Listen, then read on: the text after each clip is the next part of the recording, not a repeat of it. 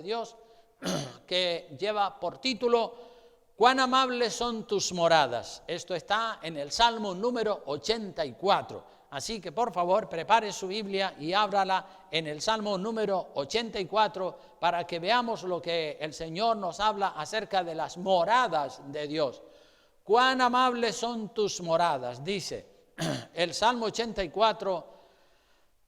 Vamos a leerlo de continuo. Dice así: cuán amables son tus moradas, oh Jehová de los ejércitos. Anhela mi alma y aún ardientemente desea los atrios de Jehová. Mi corazón y mi carne cantan al Dios vivo. Aún el gorrión halla casa y la golondrina nido para sí, donde ponga sus polluelos cerca de tus altares, oh Jehová de los ejércitos, Rey mío y Dios mío. Bienaventurados los que habitan en tu casa, perpetuamente te alabarán. Bienaventurado el hombre que tiene en ti sus fuerzas, en cuyo corazón están tus caminos. Atravesando el valle de lágrimas, lo cambian en fuente. Cuando la lluvia llena los estanques, irán de poder en poder. Verán a Dios en Sión. Escucha, oh Dios de Jacob. Mira, oh Dios, escudo nuestro, y pon los ojos en el rostro de tu ungido, porque mejor es un día en tus atrios que 1000 fuera de ellos. Escogería antes estar a la puerta de la casa de mi Dios que habitar en las moradas de maldad, porque sol y escudo es Jehová Dios. Gracia y gloria dará Jehová, no quitará el bien a los que andan en integridad. Jehová de los ejércitos, dichoso el hombre que en ti confía. Gloria al nombre del Señor. Dichoso el hombre que en ti confía. Cuando fue escrito este salmo, hermanos, Dios moraba, como saben todos ustedes, en el tabernáculo, aquella tienda de pieles de animales que construyó Moisés. Y después, cuando se instalaron en la tierra de Canaán, el pueblo venía a adorar al templo de Salomón, ¿verdad? El tabernáculo y el templo desaparecieron con el paso de los años. El templo fue destruido en el año 70 después de Cristo y el pueblo de Israel quedó sin templo. Fueron desperdigados por todos los países de la tierra y el pueblo de Israel se quedó sin su preciado templo, que era el lugar donde ellos venían siempre a adorar. El pueblo de Israel se quedó como la gallina sin nidal, desorientado, huérfano.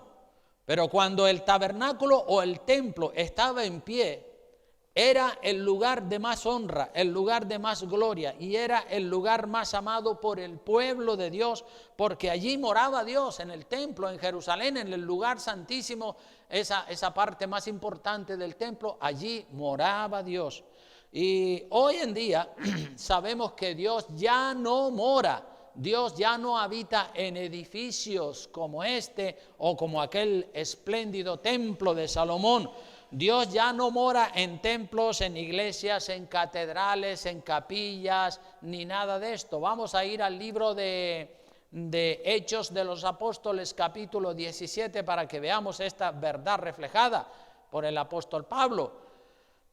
Dice así, en el verso 24, el Dios que hizo el mundo y todas las cosas que en él hay, siendo Señor del cielo y de la tierra, ¿qué dice el final del versículo? No habita en templos hechos por manos humanas. No habita en templos hechos por manos humanas. La Biblia dice que nuestro cuerpo, fíjate que Dios se mudó. Ya, como digo, Dios vivía o moraba en el lugar santísimo, en el templo en Jerusalén, pero en el año 70 después de Cristo dice Dios, ya no voy a continuar morando en un templo de cantos hermoso y magnífico, maravilloso. Ahora voy a cambiarme de habitación y voy a morar en el corazón de las personas. Esto lo dice Segunda de Corintios. Vamos a Segunda de Corintios capítulo 6 versículo 16. Dice allí la palabra de Dios. ¿Y qué acuerdo hay entre el templo entre el templo de Dios y los ídolos? Porque vosotros sois, ¿qué cosa somos? El templo del Dios viviente, como Dios dijo. Habitaré y andaré entre ellos y seré su Dios y ellos serán mi pueblo. O sea que Dios mora ahora en nuestros corazones, ya no mora en un edificio. Pero alrededor del mundo entero hay millones de iglesias, de capillas, de templos, de catedrales, de edificios que han sido dedicados a Dios para adorar.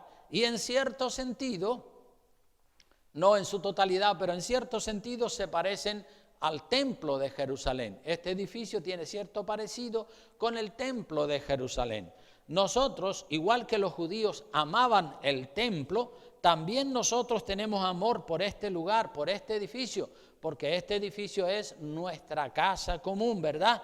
Es el lugar donde nos congregamos para relacionarnos los unos con los otros espiritualmente, para orar, para aprender. Este es el edificio de todos, es tuyo, es mío y sobre todo es el lugar, es del Señor, el propietario del edificio es Dios mismo.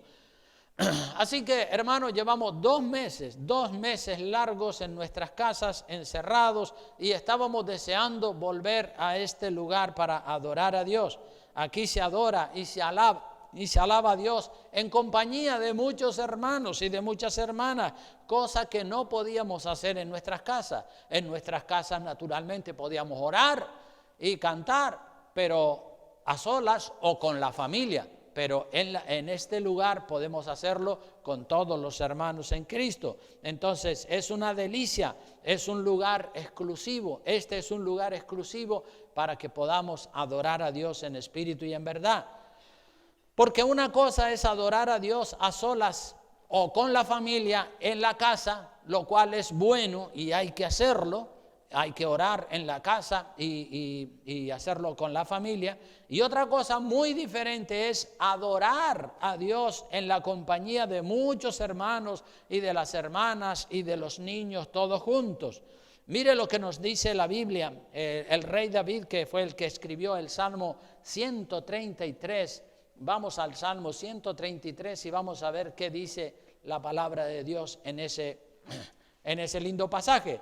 Dice así: mirad cuán bueno, fíjense qué lindo es, qué delicioso, qué hermoso, qué maravilloso es habitar los hermanos juntos. Aleluya, subrayo la palabra juntos.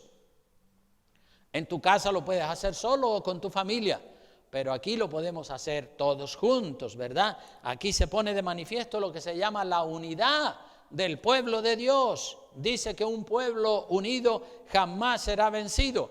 Y hay un tiempo para cada cosa, y cada cosa en su tiempo. Hay tiempo para estar a solas con Dios en la casa, y hay tiempo para estar con los hermanos juntos en adoración. Porque ¿saben una cosa, hermano? No es lo mismo orar, o todos sabemos que con las manos se pueden hacer muchos gestos, ¿verdad? ¿Esto qué quiere decir? Silencio. ¿Esto qué quiere decir? Oración. ¿Esto qué quiere decir?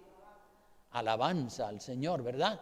O sea que las manos es como un lenguaje mímico que no tiene voz, pero indican y se puede hablar con las manos. Entonces, por eso digo que no es lo mismo orar. En tu casa puedes orar e interceder. Señor, te ruego por esto, por aquello, por lo otro, por mis hijos, por mi madre, por mi padre, por mi familia. Y otra cosa es venir a la iglesia y adorar a Dios en espíritu y en verdad. Usted puede orar, interceder, clamar y suplicar a Dios en su casa para que Dios le ayude, le bendiga, entrando en su cuarto, porque la Biblia lo dice, Jesucristo mismo lo dijo, ¿se acuerdan? Jesucristo dijo en una ocasión: cuando tú vayas a orar, entra en tu cuarto, entra en tu habitación, cierra la puerta y ora a tu Padre que está en lo secreto, y tu Padre que ve en lo secreto, Él te recompensará en público. Cuando vayas a orar, cuando vayas a interceder, cuando vayas a pedir, cuando vayas a abrir tu corazón delante de Dios, eso es intimidad con Dios y eso es a solas y eso está muy bien. Pero cuando vienes a la iglesia, tienes que levantar las manos y decir: gloria a Dios, gracias Señor, he venido a este lugar ya no a pedirte, porque eso ya lo hago en mi casa, he venido a este lugar a adorarte, a decirte que te amo con toda mi alma, que estoy agradecido porque me has mantenido sano, fuerte, saludable, porque has perdonado mis pecados, porque me has dado vida, porque me has dado gozo, ¿verdad? Porque el diablo es muy astuto. Muchas veces cuando es tiempo de adorar y de alabar a Dios, al diablo no le gusta que la gente adore a Dios. Se pone celoso, está furioso, y a él no le gusta que usted adore y alabe y le dé gloria y honra al Señor. Pero cuando usted viene a la iglesia, usted alaba a Dios y se dará cuenta que cuando usted quiere alabar a Dios, el diablo muchas veces le trae pensamientos y le dice: mira a tu hijo metido en la droga, mira los problemas económicos que tiene, mira esto y mira lo otro. Y el diablo lo que trata con esos pensamientos es de turbarlo o de turbarla a usted, para que usted diga: ¡ay, sí, Señor, es verdad! Y usted ande siempre así: Señor, mira mi padre, mi madre, mi hijo, mira mi hermano, mira la economía, mira esto, mira, ande amargado, y entonces no puede adorar a Dios. Pero usted tiene que reprender esos pensamientos y echarlos fuera en el nombre de Jesús, y dejar su vida y sus asuntos y su familia y todas las cosas que le atribulan o le cargan a usted, dejarlas en las manos de Dios, echando toda vuestra ansiedad sobre Él, porque Él tiene cuidado de nosotros. Y cuando nosotros echamos todas esas cargas sobre el Señor, entonces el diablo sale pitando y nosotros nos quedamos, aleluya, glorificando el nombre del Señor. Y no le permita al diablo que con los pensamientos que le trae en esos momentos, no le permita que le turbe, que le amargue. No, repréndalos en el nombre de Jesús. Ya usted le oró en su casa a Dios para que Dios le concediera esas peticiones, pero en la iglesia adore, alabe el nombre del Señor. Amén. Así que cuando venimos a la iglesia, preferentemente, no únicamente, pero sí preferentemente, es para adorar, para alabar, para cantarle al Señor, levantando las manos con acción de gracia y dándole gracias al Señor por miles de razones que tenemos para glorificarle. Todo lo que respira, dijo el salmista también. Mira el Salmo 150, el libro más inspirado de la Biblia, o digamos el libro más poético, de más intimidad con Dios, podríamos decir que es el libro de los Salmos, ¿verdad? Porque el salmista tiene una intimidad con Dios tremendo. Y fíjate cómo se cierra este libro. El libro de los Salmos tiene 150 largos capítulos, y en el último capítulo y en el último versículo, fíjate lo que dice el salmista. Es como decir, en eso se resume todo el libro de los Salmos. ¿Qué dice el último capítulo y el último versículo del libro de los Salmos? ¿Qué dice? Todo lo que respira, alabe al Señor. Aleluya, gloria a Dios. ¿Cuántos respiran aquí en esta tarde?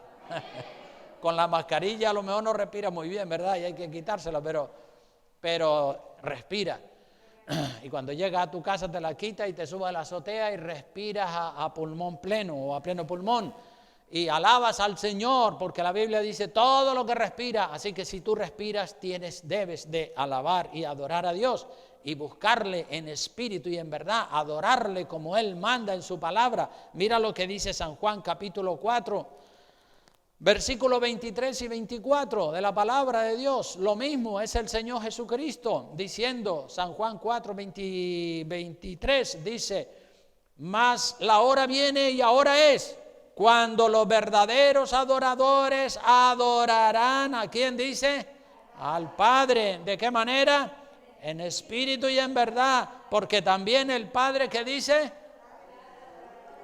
Adoradores busca que le adoren, gente que esté dispuesta a adorarle, aleluya, porque Dios es espíritu, dice el verso 24, y los que le adoran, ¿cómo lo tienen que hacer? En espíritu y en verdad. Es necesario que adoren, amén. Bendito sea el nombre del Señor. volviendo otra vez al Salmo número 84, que fue con el que comenzamos la prédica en esta tarde, en el verso 1 y 2 dice: cuán amables son tus moradas, oh Jehová de los ejércitos. Anhela mi alma y aún ardientemente desea los atrios de Jehová. Mi corazón y mi carne cantan al Dios vivo. Aquí el salmista expresa el gozo, la delicia que es estar de nuevo en la casa de Dios. Aleluya. Y nosotros tenemos que hacerlo también, ¿verdad? Porque de nuevo estamos otra vez en la casa del Señor y decir: qué bueno, Dios mío, estamos aquí otra vez en esta tarde. Estábamos encerrados en nuestras casas, pero de nuevo estamos aquí adorándote. Lo anhela, lo desea mi alma, yo lo deseaba. Verso 3 y 4 dice: aún el gorrión halla casa y la golondrina nido para sí, donde ponga sus polluelos, cerca, cerca, cerca, cerca de tus altares, oh Jehová de los ejércitos, Rey mío y Dios mío. Bienaventurados los que habitan en tu casa, perpetuamente te alabarán. Ya no solamente alabaremos al Señor aquí en la tierra, sino que perpetuamente lo haremos en el cielo también. El estar, el habitar en la casa, en cerca del altar donde mora Dios, es una bienaventuranza, es un alto honor, una honra maravillosa. Cuanto más cerca de Dios estamos, tanto mejor. Amén. Versos 5 al 9 dice la palabra: bienaventurado el hombre que tiene en ti sus fuerzas, en cuyo corazón están tus caminos. Atravesando el valle de lágrimas lo cambian en fuente. Cuando la lluvia llena los estanques, irán ¿de qué en qué? Dice, de poder en poder. Aleluya. Otro pasaje de la Biblia dice de victoria en victoria. Otro dice de triunfo en triunfo. Así estamos llamados nosotros a vivir, de poder en poder, de victoria en victoria, de triunfo en triunfo. Gloria al Señor. Irán de poder en poder, verán a Dios en Sión. Jehová, Dios de los ejércitos, oye mi oración. Escucha, oh Dios de Jacob. Mira, oh Dios, escudo nuestro, y pon los ojos en el rostro de tu ungido. O sea que el salmista desea la cercanía con Dios, el estar junto al Señor. El verso 10 dice: porque mejor es un día en tus atrios que 1000 fuera de ellos. Escogería antes estar a la puerta de la casa de mi Dios que habitar en las moradas de maldad. O sea que para el salmista es mejor un día, aún en el patio, ya no en el lugar santo y mucho menos en el lugar santísimo, pero aunque sea en el patio, en el atrio, quiere decir el patio, porque el templo tenía esos 3 lugares, ¿verdad? Cuando hablamos del templo era un recinto que tenía una muralla alrededor, y en el interior de ese recinto estaba el templo con el lugar santo y el lugar santísimo, pero en los alrededores del templo, de entre las murallas, habían los patios grandes, espaciosos y enormes, y el salmista dice: aunque sea en el patio de la casa de Dios, mejor un día allí en ese patio que 1000 días fuera de ellos. Bendito sea el nombre del Señor. Qué pena ver también tanta gente que habían conocido de Dios y viven alejados del Señor. El verso 11 y 12 dice: porque sol y escudo es Jehová Dios, gracia y gloria dará Jehová, no quitará el bien a los que andan en integridad. Jehová de los ejércitos, dichoso el hombre que en ti confía.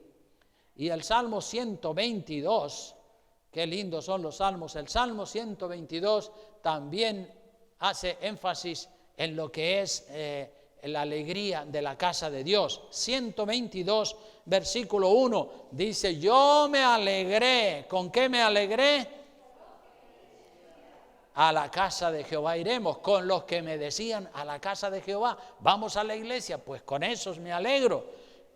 Aleluya. ¿Cuántos se alegran que de nuevo podamos estar aquí y alabar al Señor? Dicen amén. Aleluya.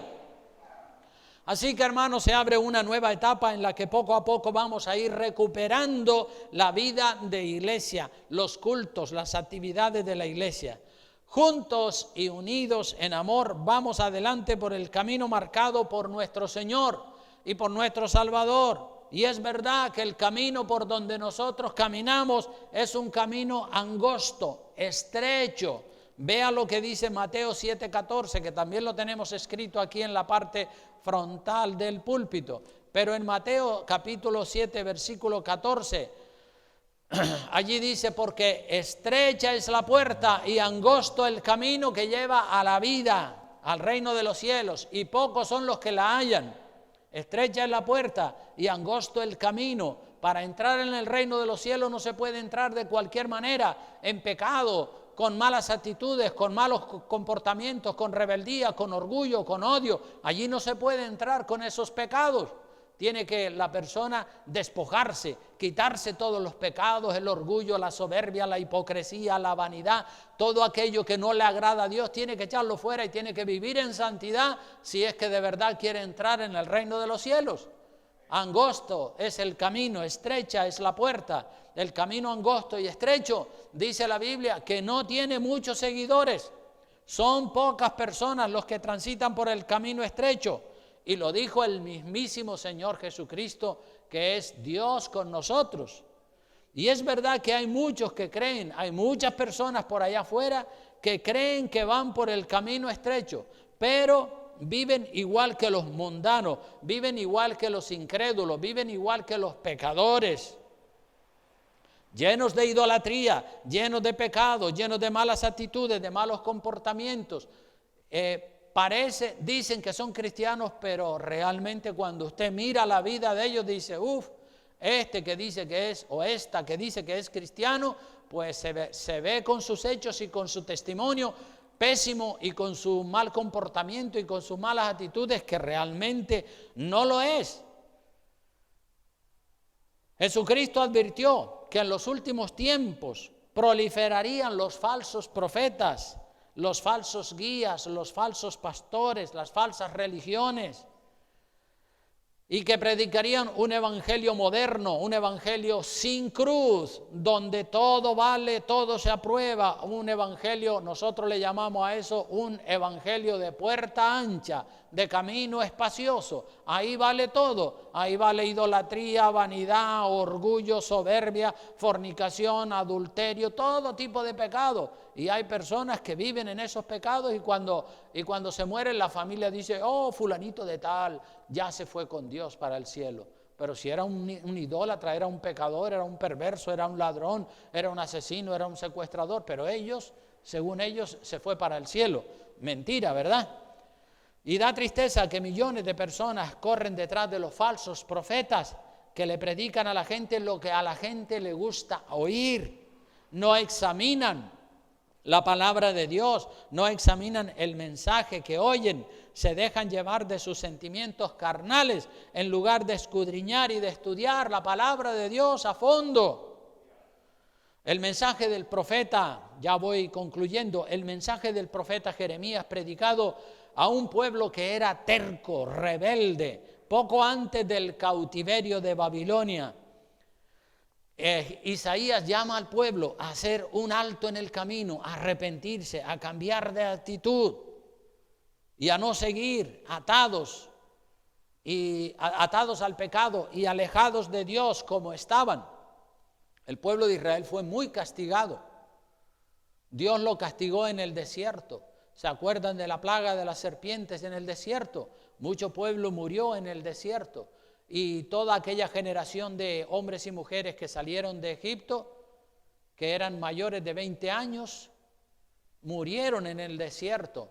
Y los hijos de ellos fueron los que vinieron a entrar en la tierra de Canaán. Luego después Dios volvió a castigar al pueblo de Israel por las idolatrías y el pecado de ellos, y los tuvo 70 años en Babilonia, en el cautiverio. Y luego regresaron a la tierra y sirvieron al Señor unos cuantos siglos más, pero en el año 70 después de Cristo, Dios permitió que el templo fuera destruido y el pueblo de Israel fuera dispersado por todos los países de la tierra. Y recientemente, podemos decir en la época moderna, en el siglo pasado, pues en Alemania, como saben todos ustedes, alrededor de 6 millones, que se dice muy fácil, 6 millones de judíos fueron torturados, quemados y convertidos en ceniza en los hornos de Hitler en Alemania. Entonces ese pueblo ha sido bien castigado y es el pueblo de Dios, pero Dios lo ha castigado, lo ha castigado, lo ha castigado. Y mucha gente dice, no se castiga, no, el castigo es bueno, el castigo es un gesto del amor de Dios para su pueblo, porque así cuando Dios lo castiga, el pueblo dice, ¿qué está pasando? Y ahí comienzan a reflexionar y comienzan a arrepentirse. Muchas personas con esta pandemia del COVID-19 también han dicho, ¿qué pasa? Y han buscado a Dios y algunos se han acercado al Señor. Pues los castigos, cuando Dios los manda, es porque ama al pueblo para que el pueblo no siga pervertido, no siga el camino equivocado. Vamos a ver cómo es que Jeremías, que profetizó durante el cautiverio de Babilonia, cómo es que él habla y que él predica al pueblo de Israel. Jeremías capítulo 5, versículos 7 en adelante, dice así la palabra de Dios. Les voy a resumir un poco la situación con estas palabras, con algunos versículos de los capítulos 5 y 6 de Jeremías. Ahí se puede resumir un poco el comportamiento, la actitud del pueblo de Israel en la época anterior y durante el cautiverio. Dice el verso 7 del capítulo 5 de Jeremías, dice, ¿cómo te he de perdonar por esto? Sus hijos me dejaron y juraron por lo que no es Dios. Los sacié y adulteraron y en casa de rameras se juntaron en compañías. Eran unos fornicarios y unos adúlteros. Y mira el verso 8. Qué descriptivo es el Señor. Dice, como caballos bien alimentados, cada cual relinchaba tras la mujer de su prójimo. Y todos sabemos que un caballo, cuando ve una yegua y se enamora de ella y quiere relaciones sexuales con la yegua, pues relincha, ¿verdad? Y hace movimientos con el cuerpo. Entonces, mira lo descriptivo que es el Señor para describir la condición de los hombres, que eran unos carnales, unos adúlteros que tenían los ojos llenos de adulterio, que lo único que querían era fornicar y adulterar con la mujer de su prójimo. Dice el verso 9, dice, ¿no había de castigar esto? Dijo Jehová, de una nación como esta, ¿no se había de vengar mi alma? Claro que sí, Dios tenía que castigar a este pueblo porque estaban haciendo lo malo delante de los ojos del Señor. Escalad sus muros, dice el verso 10, y destruid, pero no del todo, quitad las almenas de sus muros porque no son de Jehová. Las almenas son los decorados, ¿verdad? Los muros que rodeaban la ciudad de Jerusalén tenían lo que se llama almenas, decorados y también lo que nosotros conocemos como garitas, ¿verdad? Si ustedes se van al castillo ese que está allí junto al puerto de los mármoles, verán que arriba en la azotea tiene unas garitas donde se ponían los soldados a vigilar por los piratas que entraban. Entonces es como que Dios dice, destruyan esas garitas y destruyan los decorados del muro, los pretiles y todo eso. No la destruyan del todo, pero sí derrumben las partes más hermosas de ella. El verso 31 de ese capítulo 5 dice, los profetas profetizaron mentira. Fíjate lo que dice ahí. Esto también es descriptivo. Los profetas de esa época profetizaron mentira. ¿Y los sacerdotes? ¿Qué hacían los sacerdotes? Pues dirigían por mano de ellos. ¿Quiénes son ellos? Los falsos profetas. O sea que los sacerdotes y los falsos profetas estaban aliados. Los falsos profetas decían una burrada, una barbaridad, una tontería, y los sacerdotes, en lugar de decirle, un momento, eso no está en la ley de Dios. Sin embargo, ellos decían, qué bien, inspirado por Dios. Dirigían por mano de ellos los sacerdotes, y mi pueblo así lo quiso. Fíjate, los profetas profetizaban mal, los sacerdotes le seguían la corriente, y el pueblo también le seguía la corriente, dice, y mi pueblo así lo quiso. O sea que parece que estaban aliados, los profetas, los sacerdotes y el pueblo, todo el mundo, a seguir la mentira. No había nadie que se pusiera en pie y dijera, no, eso no es así. La palabra de Dios dice esto y esto y esto, y eso que usted está diciendo es falso. Dice el verso, al final del verso 31, dice, ¿qué pues haréis cuando llegue el fin? ¿Qué van a hacer ustedes? Han estado toda la santa vida metidos en la idolatría, metidos en el pecado, siguiendo a los falsos profetas. ¿Qué va a pasar con ustedes cuando llegue el fin, cuando tengan que presentarse delante de Dios para darle cuenta de su vida? Ahí es donde se van a encontrar con la pared de frente. Si miramos el capítulo 6 de ese mismo libro, en el verso 8, dice la palabra, corrígete Jerusalén, para que no se aparte mi alma de ti, para que no te convierta en desierto, en tierra deshabitada. Y esto lo hacía el profeta Jeremías. El profeta Jeremías le tocó predicar en una época donde habían cientos, miles de falsos profetas. Igual que Elías. Elías también, ¿se acuerdan? Los profetas de Baal y de Astoret eran cientos, miles. Y Elías era único profeta de Dios. Por cada profeta de Dios habían centenares de falsos profetas. Y lo mismo pasa hoy en día. Por cada varón de Dios que dice, así dice el Señor, y que predica la sana doctrina, por cada uno de ellos hay centenares de falsos profetas pululando por ahí. Verso 13 del capítulo 6 dice, porque desde el más chico de ellos hasta el más grande, cada uno sigue la avaricia, y desde el profeta hasta el sacerdote, todos son, ¿qué cosa dice que son? Engañadores.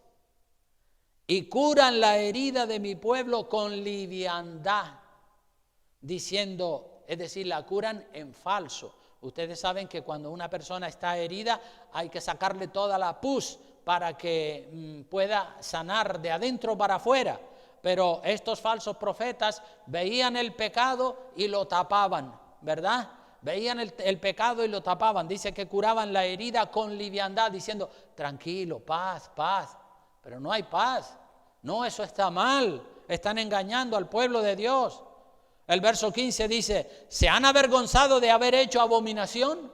¿Se han avergonzado de haber hecho lo malo? Ciertamente no se han avergonzado, ni aún saben tener vergüenza. ¿Cómo se van a avergonzar si son unos sinvergüenza que no tienen vergüenza? Hacen lo malo y se quedan más frescos que una lechuga. ¿Se han avergonzado? No se han avergonzado. No tienen temor de Dios, no tienen vergüenza. Si no tienen vergüenza, ¿cómo se van a avergonzar? Ni aún saben tener vergüenza. Por tanto, caerán entre los que caigan cuando los castigue, dice Jehová de los ejércitos. Así dijo Jehová, verso 16, un verso muy lindo. Paraos. Dios a través de Jeremías le dice a aquella generación rebelde, Dios le dice, paraos en los caminos y mirad y preguntad por las sendas antiguas, no por lo moderno. Siempre ha habido un conflicto entre lo antiguo y lo moderno. Y siempre hay personas que son muy modernas y quieren vivir al estilo moderno, porque todo el mundo lo hace y no queremos ser diferentes a la gente. Pero yo creo que eso es un concepto completamente equivocado. Los cristianos tenemos que estar orgullosos y tenemos que sentirnos honrados de ser diferentes. Diferentes en la forma de hablar, diferentes en la forma de vestir, diferentes en los sentimientos, diferentes en todos los aspectos de la vida. Nosotros tenemos que ser diferentes a la gente del mundo. Y cuando de verdad nosotros marcamos la diferencia, la gente del mundo dice, oye, este es de otro mundo, este es un extraterrestre. ¿Y tú por qué no haces lo que todo el mundo hace? No, porque yo soy cristiano. Ah, cristiano, aunque tú eres uno de esos, aleluya. Y ya empiezan a burlarse de ti, porque el diablo lo que quiere es que tú te amotines y que tú te amargues la vida y te llenes de complejo y digas, ay, se están riendo de mí, pues para que no se rían de mí yo voy a ser igual que ellos. No, que va, nunca en la vida. El último que ríe, ríe mejor. Vamos a seguir siendo diferentes y a mucha honra, claro que sí, somos diferentes en el hablar, en el sentir, en el vestir, en el caminar, en los negocios, en todo. Tenemos que ser diferentes y mostrar que Cristo reina en nuestros corazones. Y así la gente del mundo va a ver la diferencia. Dice, pero yo conozco tantos otros cristianos, pero tú eres diferente a los otros. Claro, porque los otros tienen nombre de cristianos, pero no son cristianos. Porque cristiano todo el mundo dice que es cristiano. Hasta los católicos que están fornicando y adulterando y pecando por ahí, ellos dicen que son cristianos. Pero son cristianos. ¿Qué va? De nombre son cristianos. Por eso dice la palabra, mirad y preguntad por las sendas antiguas, no por el modernismo, cuál sea el buen camino, y andad por él, dice la palabra, andad por el buen camino y hallaréis descanso. Cuando uno anda por el buen camino y cuando uno tiene la conciencia tranquila y cuando uno vive en santidad, entonces encuentra descanso, encuentra reposo, encuentra paz, se siente feliz, se siente contento y dice uno, qué bien, Señor, gracias, Dios mío, tengo una conciencia limpia, una conciencia pura, mi conciencia no me acusa de pecado, estoy en paz con Dios, estoy en paz con la gente, gloria a Dios, hallaréis descanso. Pero la gente no tiene descanso, corren detrás de los psicólogos porque están deprimidos, porque están amargados. Y los psicólogos le curan la herida en falso también a la gente. Le dice, bueno, ¿qué le vamos a hacer? No te preocupes, echa balones fuera y tonterías así. Pero los psicólogos no tienen conocimiento del pecado. Pero la gente hoy en día, los psicólogos, corren detrás de los psicólogos como si los psicólogos fueran dioses. No, los psicólogos no, si no son cristianos, es igual que un pagano. Así que dice la palabra, andad por ese camino y hallaréis, por el camino antiguo, por el camino, no el moderno, el antiguo, y hallaréis descanso para vuestras almas. Mas dijeron, ¿qué dijeron? No, por ahí no queremos andar, no andaremos. Y el verso 17 dice, puse también sobre vosotros atalayas que dijesen, escuchad el sonido de la trompeta. Y dijeron ellos, no escucharemos. Rebelión pura y dura, rebeldía total. No escucharemos, no queremos oír a los atalayas. Cuando habla de atalayas, se refiere, por ejemplo, a Jeremías. Jeremías era un atalaya, un varón de Dios. En medio de tantos falsos profetas, ahí se levantaba Jeremías y decía, así dice el Señor.